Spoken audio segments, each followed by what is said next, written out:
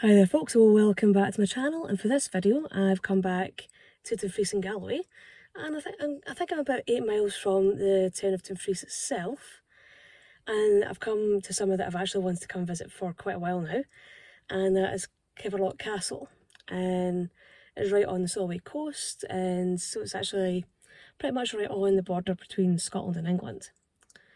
And it's quite an interesting castle because I think it's the only triangular castle in the whole of Scotland, and it's one of the few that have actually also got a moat around it as well. The only other castle in Scotland that I know has a moat is Rossie Castle over in Isle of Bute. So definitely a really interesting place to go and have a little wander around. If I'm not mistaken, it is Historic Scotland that care for this castle, so again, if you've got Historic Scotland membership, it has to be one of the places that you can come along and visit. So I'm going to be grabbing my bag in just a moment and heading on and having a wee explore of the castle. Before I do head out, if you're enjoying my channel, if you enjoy my videos, if you can click on the subscribe button, click on that notification bell, leave some likes, leave some comments, it's always really appreciated. And if you'd like to support the channel further, I will post a link to the channel's Buy Me a Coffee page and the channel's TikTok account as well. So you can help support the channel through those means as well. So I'm going to grab my bag and go and visit the castle. And I do have some Highland cows here as well. Obviously got my energy bum. Yeah, in one of the wee outbuildings, they've got a wee area that's looking at the siege of Caerlaverock Castle, which happened during the First War of Scottish Independence.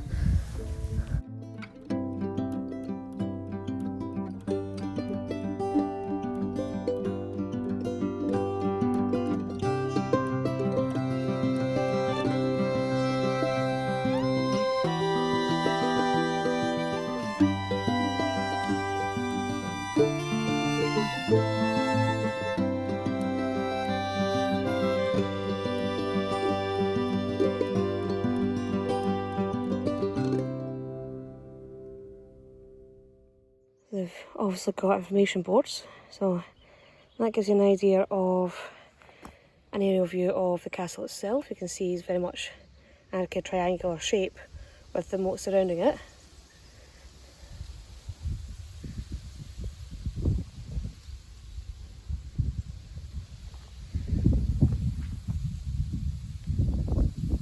Yeah, so there's the National Nature Reserve and the Wetlands Visitor Centre nearby, so we're going to try and visit them as well.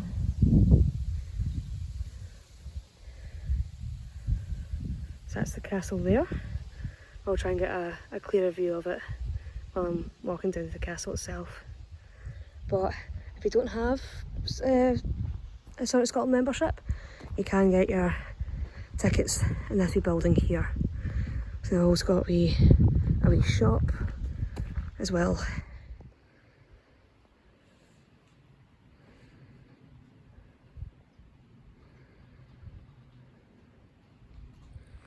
Well, that's me had my card scanned. I've got my little ticket, which I can show at the door when I get to the castle, which will let me in. And I did find out when I was reading one of the boards that Caerlaverock Castle was once the home of the Maxwell family. And I know it's at Traquair, over on the Scottish borders. That's the Stuart Maxwells. So I do wonder if they've got a connection between Traquair and here. And I do also wonder if they're also related to the Maxwells of Pollock. So that may also connect up to the Glasgow as well. That should be an interesting connection. So definitely kind of a good nosy around. And the lady in the ticket office is also telling me that there's an older castle, which is round the back of the castle we have just now, and once acted as the port. And she was saying that there's a hill, I think it's just through that gateway there, it's got some trees on top of it, and she was saying that that is the remains of an Iron Age fort. So I have to have a wee nosy at that to try and see if I can have a wee look at it as well. So, oh, some of the dogs are not so happy. So I'm going to turn the camera around and try and get down to the castle. So this Caerlaverock castle there.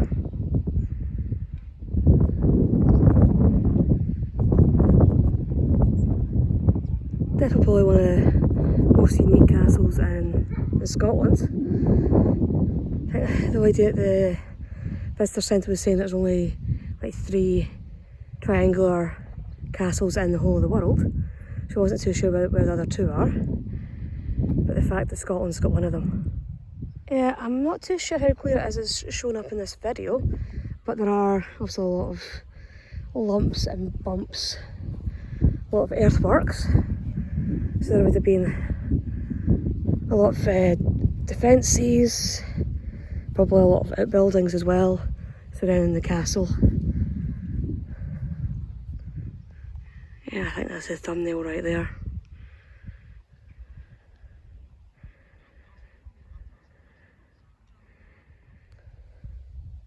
So it's a probably a clearer look at the earthworks. So definitely a well defended castle, that's for sure. Yeah, so as you're coming up to the front door, you can clearly see the moat that surrounds the castle itself. And you get to go across the drawbridge and through the very grand gatehouse.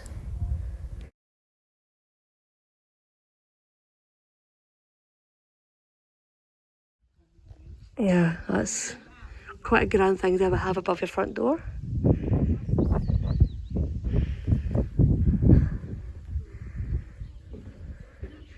So this is the oldest bit of the castle in here.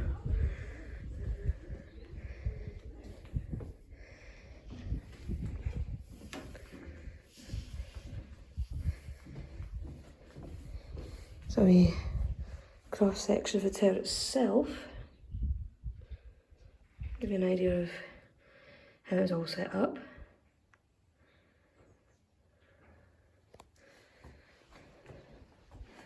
A couple of different rooms in here.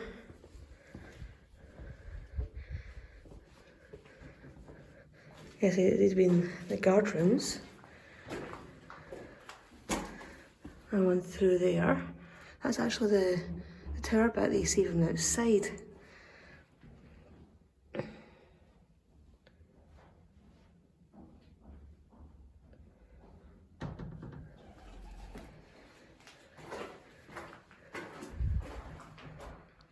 Yeah, there's also some very historic graffiti. This one here, I can just see at the bottom, just about there, it says 1820. And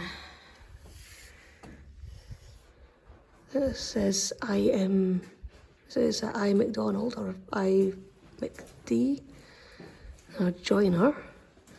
That's 1890. Yeah, so this is me coming into the main courtyard of the castle. And again, round this side, that's kind of very Renaissance. So can really ground it rough about the same time as Stirling Castle. Unfortunately, I can't get into the East Range just now, because they are doing some conservation work on that section of the castle. But I can explore the rest of it. Yeah, so they've actually got an internal well, which is just here. Also closed off, so you can't fall down it. So in here is actually the bakehouse, which would have been obviously where they'd have like baked their bread, with that being the bread oven over there.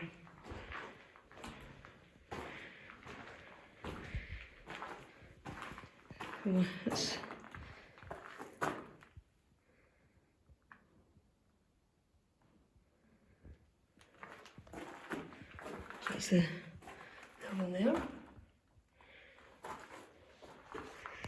Yeah, so there'd be a staircase over there, but again, it doesn't really go anywhere now. It's also just all blocked off. Let's see what's down here. Yeah, so I don't know who's watching this, if they remember the TV show Nightmare, which was set on the BBC. It was a kind of and an adventure kind of show that was essentially kids, and it was like really early CGI, and they had to go through all these like challenges.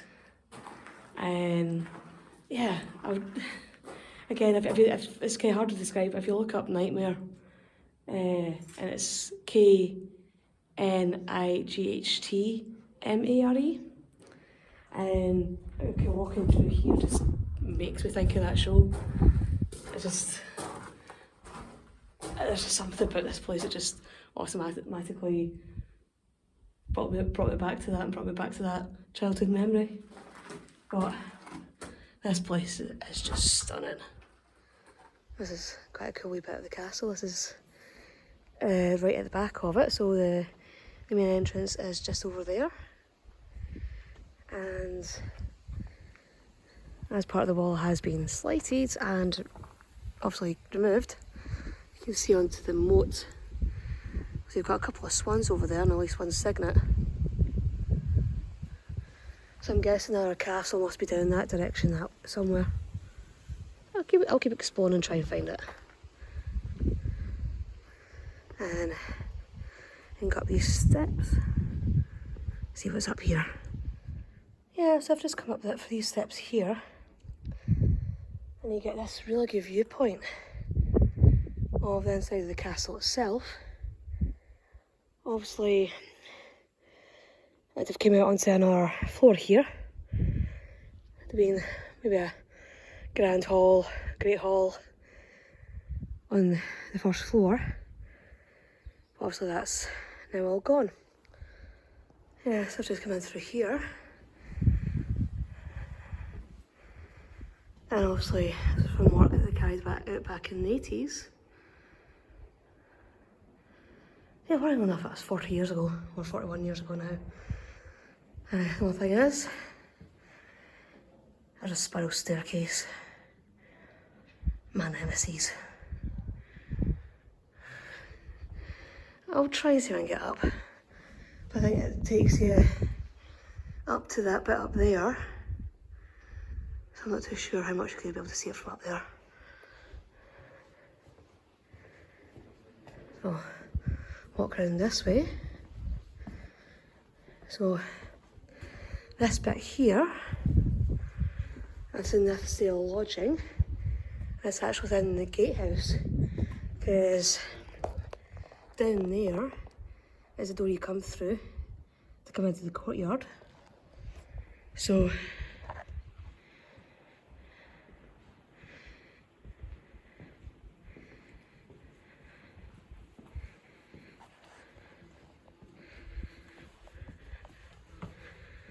and even more historical graffiti.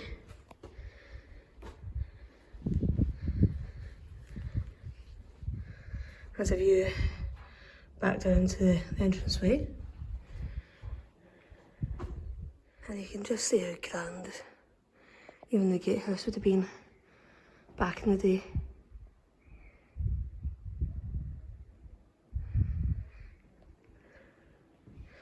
And obviously, there have been quite a few changes and certain bits have been blocked off. You can still see where the original door would have been, and that would have been all filled in later on. And there are certain bits of the castle that are off limits. So again, that's part of the tower there, and it's just a sheer drop down. Yeah, you would not want to go down there. So this bit has been the Lord's Hall.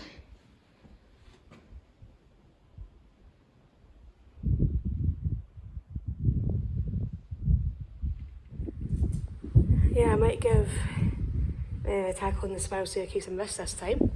Because again, I'd have to try and get down and see the old castle, which, as I was saying earlier on, would have served as the port for this area, and specifically for the hill fort. I'm going to try and see if I can see it from this window. Yeah, I was able to see where it was, but it wouldn't have been very clear on the camera. It's probably been quite difficult to point it out. But again, if I can Oh, my hair's getting everywhere now because it's wind. But if I can try and show it to you before I leave, I will try and do so. Because again, it's just all beyond those trees through that window. And apparently you can get quite a good view from it. So this is one of the 3 towers of the castle.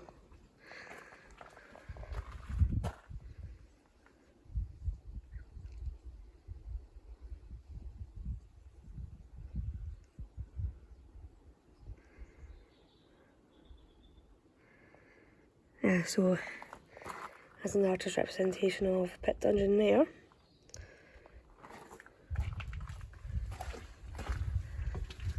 A very narrow door in.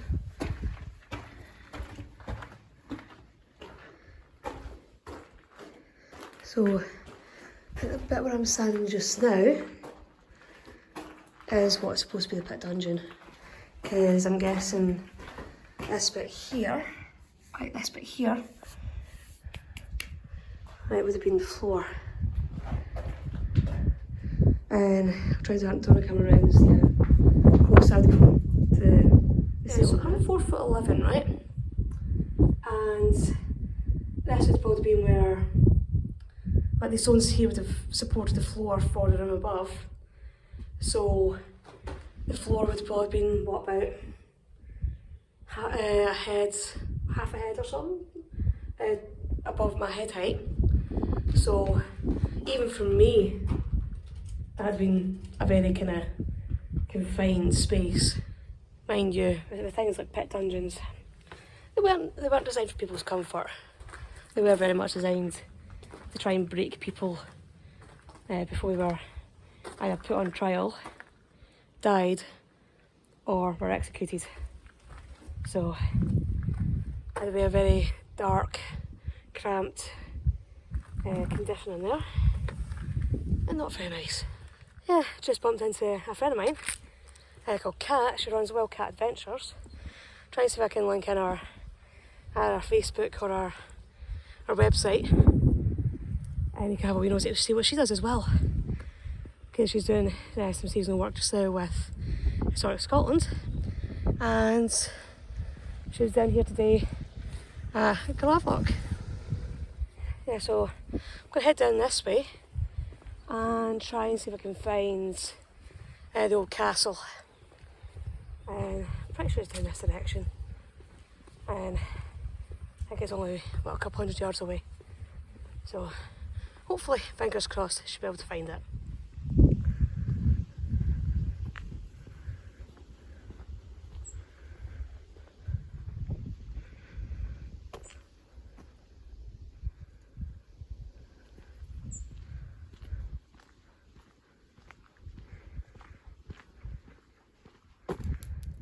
This is the wee road I've been walking along. So it's a private road from there, I think. There's a wee path along this way, and there's a wee Caerlaverock Castle quest posting. I wonder if I'm supposed to be going along this way.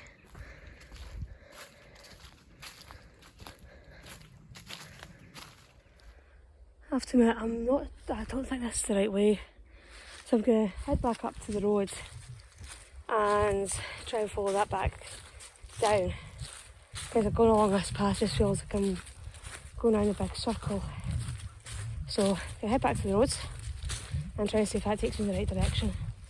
So I did just say that it was no unauthorised vehicle access.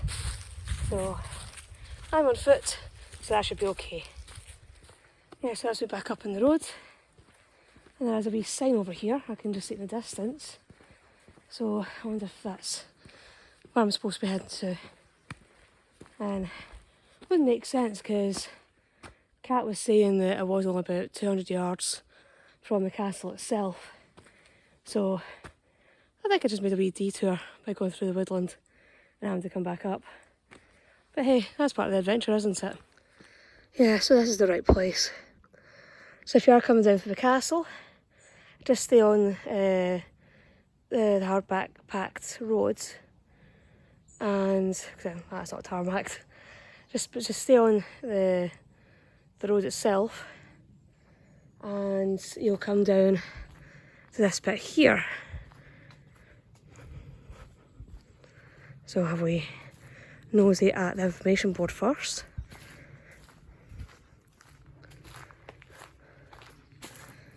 So that's a artist's impression of the castle itself, which would have served the port.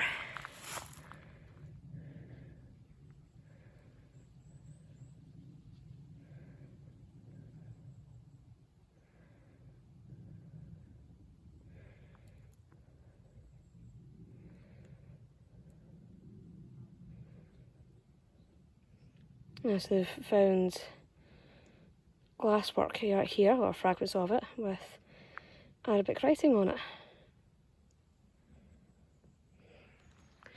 So there's a wee bridge that takes you over.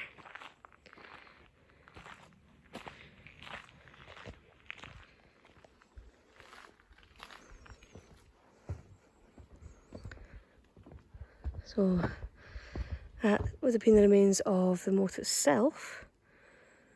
So I'm guessing that's been right at the harbour, or where the harbour would have been, if this had been a tidal moat.